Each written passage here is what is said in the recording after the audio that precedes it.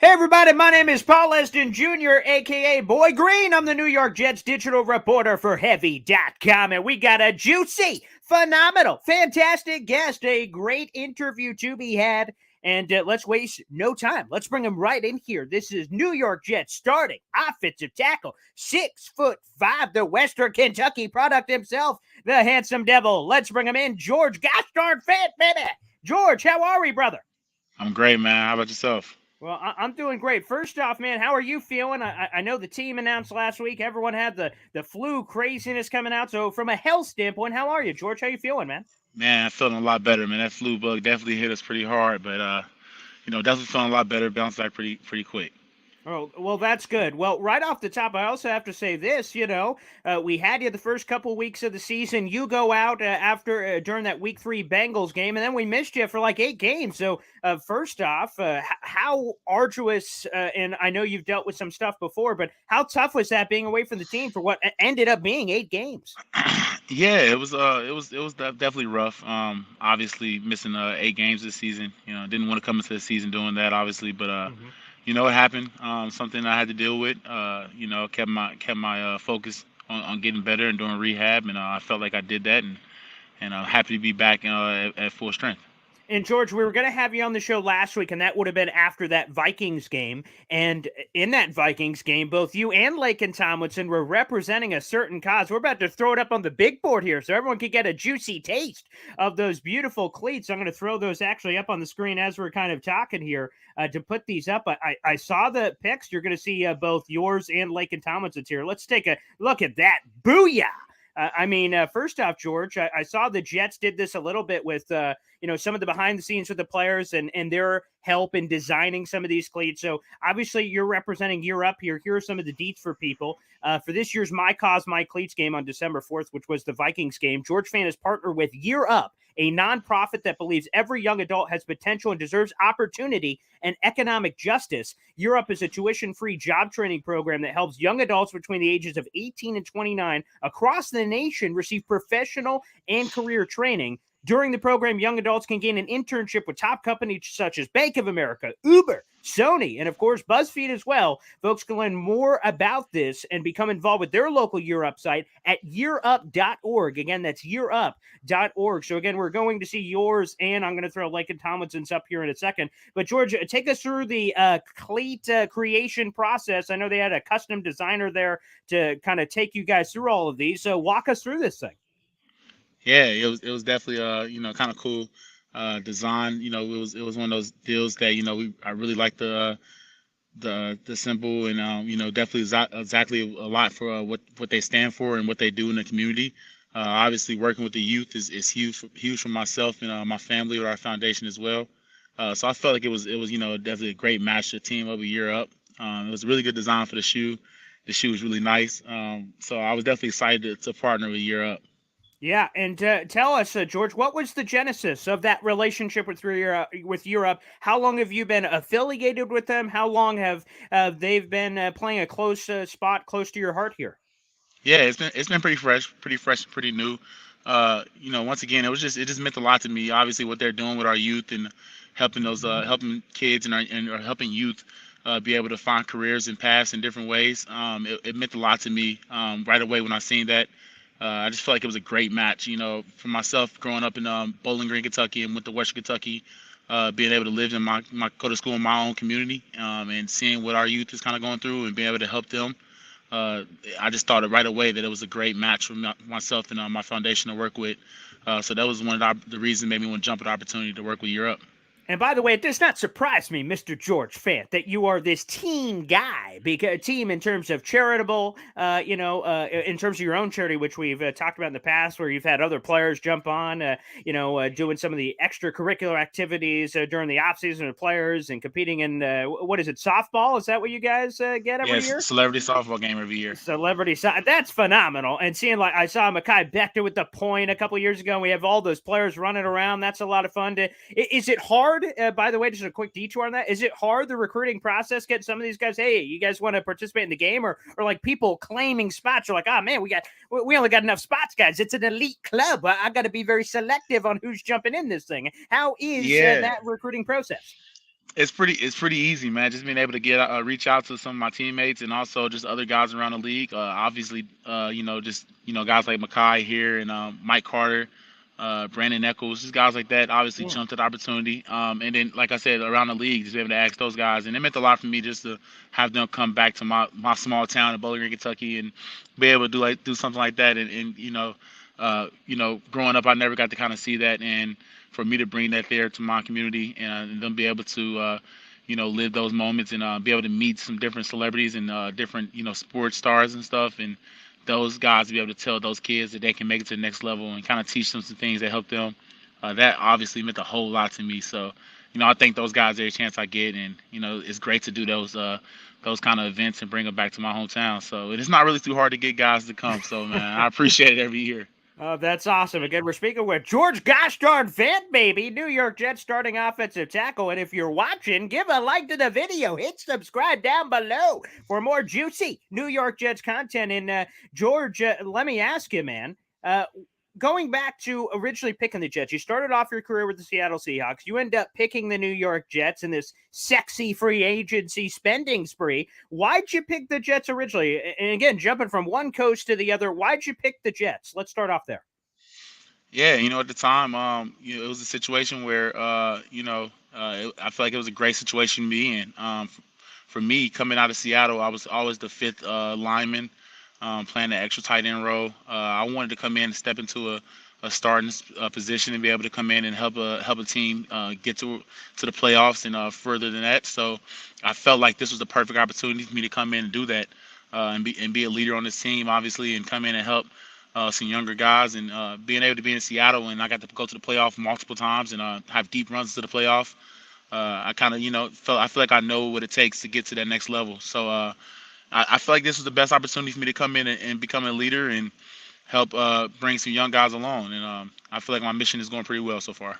Yeah, and nice flex, George, going to the playoffs multiple times. Goodness gracious, as a Jet fan, we've been there in 11 years, for Pete's Hey, sake, George. we headed there. We're trending in the right direction. So let me ask you about that. The last 2 weeks, tough games, obviously, both on the road against the Buffalo Bills and the Minnesota Vikings. But as your head coach said yesterday, both on the radio in his radio interview appearance and also to the media, he said, hey, we could go toe-to-toe with anybody, baby. Look, the Vikings are a top 2 seed in the NFC. The Buffalo Bills are the number 1 seed in the AFC. We were trading blows, and there was this thing and that thing happening. We could have won those gosh darn football games. So looking towards the final 4 games here, what's the confidence level in that locker room? Like, hey, baby, we could do this thing. Let's go end that playoff drought. And let's get to the playoffs and see what happens. Yeah, I mean, at the end of the day, this is December football, and it means a lot to be able to play in December football for something, not to be playing, just be playing games. But we're playing to secure a spot in the playoffs. So I think, obviously the message that we're giving off to the young guys right now is hey, buckle up, man. It's December football. We're playing, every game counts, and that's right, man. We was in those games. It was blow for blow. We obviously didn't pull those 2 out, man. But we got 4 games coming up that are going to be huge for us, game by game. So we're going to take those games one game at a time. We're going to prepare every day, and we're going to prepare every day like championship football. We're going to play championship football every day in practice to get those games. And I know that all the guys are really excited. We're staring down those last 4 games, man, and every game is going to count, man. So all these young guys are excited. Some of our old vets, obviously, we're excited. We're right there, so we're ready to go get it. Yeah, I can hear it, George. I can see it in your eyes. You got the swag. You got a little confidence, a little bravado, baby. And I got to Yeah, imagine that's man. infectious in the locker room. And Most that definitely. takes me to Mike White. I mean, what was going through your mind, George? I know on that same play, I think you actually both got hurt on that play that you guys were out for a little bit. But like, what was it like? Like Mike White's getting lit up like a Christmas tree, but like that. He came back. I'm going to be honest. When I was back at home and all of a sudden his helmet's on running out of the tunnel in the fourth quarter, I'm like, holy cannoli, there's Mike White, baby. We're going to go win this thing. So what was the craziness of actually being in that huddle when Mike White's, getting hurt, but he's showing that toughness, that grit to get back in there? He said yesterday, you would have had to peel me off that field for me to not come back. What was that like in the huddle? Man, that meant a lot. We definitely did both get nicked up on that play, but it was one of those situations, man, where I've been lucky enough to be in be around Mike for a long time, even before the Jets. We went to college together, Oh, yeah, so right. yeah. So I know who he is, man, and Mike's a dog, man, and it was gonna take a lot for him to get off that field, man, and that wasn't gonna be enough. So, I was surprised to see him pop back in that huddle, man, but I would, be messed up to say I wouldn't be surprised, but I wasn't completely surprised, man. For him to walk back in there and, call that next play and we was ready to go, man. Mike's a leader. He's very, he has that dog in him. He's ready just to go out there and just do what we got to do to get that win. He's always been that way. He's very competitive. So he's a leader. So he's all those things, man. And for him to pop back up and, go down next for the next drive and, it obviously meant a lot to our team and for us is up front, man. We know that we have to be better. So, we're prepared to go down the stretch and be better for them. Let me confirm something because I've had a few players tell me this. That they said Mike White is the same exact guy at QB3 that he was at one point earlier this season, that he is at QB1, that nothing's changed. It's not like he's got the QB1 and he's too big for his britches or anything. Like, he's the same exact guy. Is that true? That's the truth, man. Mike's always gonna be Mike White. He's gonna be the same guy, in every situation. That's what makes him him, man. So, and like I said, I went to college with him, man. So Yeah. for him to watch and see what he's been through and see where he is now, man, I'm very proud of him, man. Happy for him. I watched him work, all these years to get to the opportunity he got now. So it means a lot to me to see him in the huddle and at QB1, man. So it's cool, man. It's cool to watch all the work and pay off for him. George, can you tell us? I don't even know if you're allowed to reveal this information. Is there any story you could tell about Mike White from the old Western Kentucky days? I got to imagine there's a story in there that has not made it to the world yet. Is there anything you could share on Mike White? Because you have a unique perspective that a lot of your teammates wouldn't because they didn't run into Mike White in college. Man, I can give you one, bro. So Okay.